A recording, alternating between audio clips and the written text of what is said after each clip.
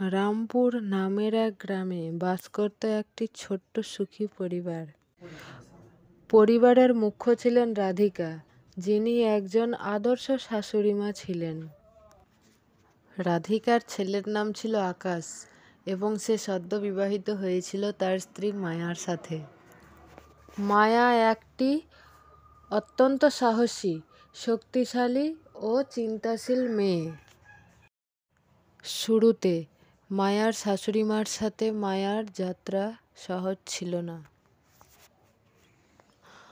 আমি ভাবছিলাম আমার বৌমা বাপের বাড়ি থেকে সমস্ত কাজকর্ম শিখে আসবে, কিন্তু তার আমার ভাগ্যে কই। রাধিকা প্রতিনিয়ত তাকে পরীক্ষা করতেন এবং মায়ার উপর নানা রকম চাপ ফেলতেন।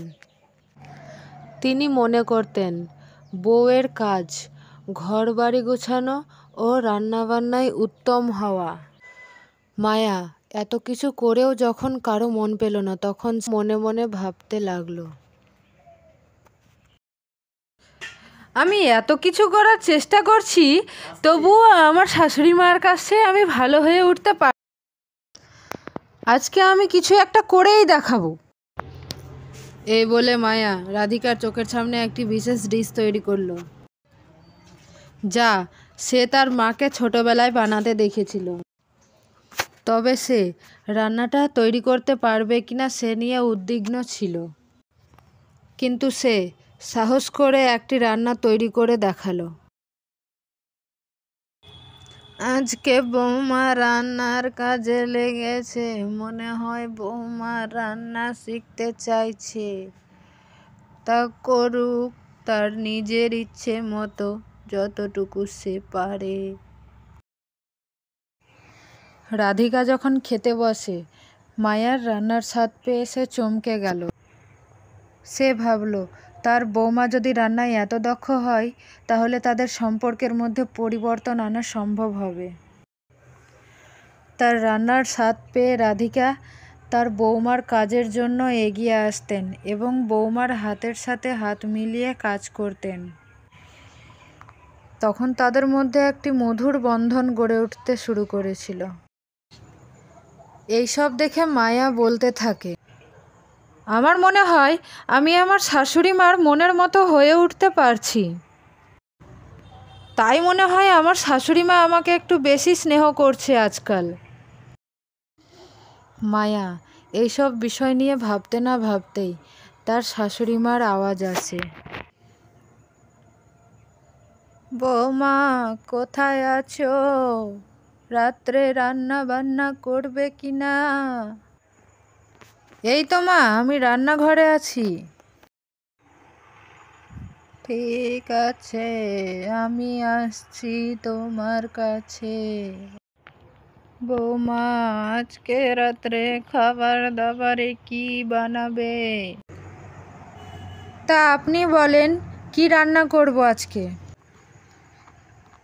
যা ইচ্ছে হয় তাই রান্না করো। সময় যেতে যেতে রাধিকা ভাবল, মায়া একটি গুণী মেয়ে এবং তাকে নিজের মতামত প্রকাশ করতে দিতে হবে। তাদের মাঝে একটি সুন্দর সম্পর্ক গড়ে উঠেছিল, যেখানে তারা একে অপরের প্রতি শ্রদ্ধা দেখাতেন এবং একসাথে বিভিন্ন কাজের ক্ষেত্রে সহযোগিতা করতেন।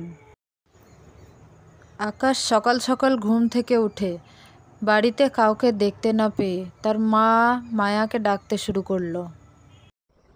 সকাল সকাল বাড়িতে কাউকে দেখা যাচ্ছে না কেন? কোথায় গেলে তোমরা? মা, মা, মায়া, কোথায় গেলে তোমরা? আমার খাবার নিয়ে এসো, অফিসে দেরি হচ্ছে তো, তাড়াতাড়ি এসো। আকাশ ডাকতেই থাকে। তখন তার মা এসে বলে, বাবা এত চিৎকার কেন করছো? বৌমা রান্না করছে।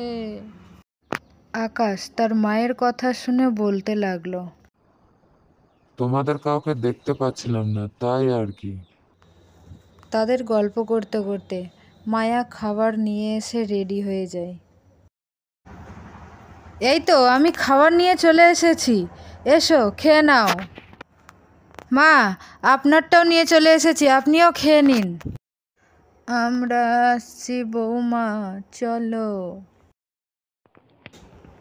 এইভাবে শাশুড়ি মা ও বৌমার মধ্যে একটি প্রগাঢ় সম্পর্ক তৈরি হলো, যেখানে তারা একে অপরের সুখ দুঃখ ভাগাভাগি করে নিতেন।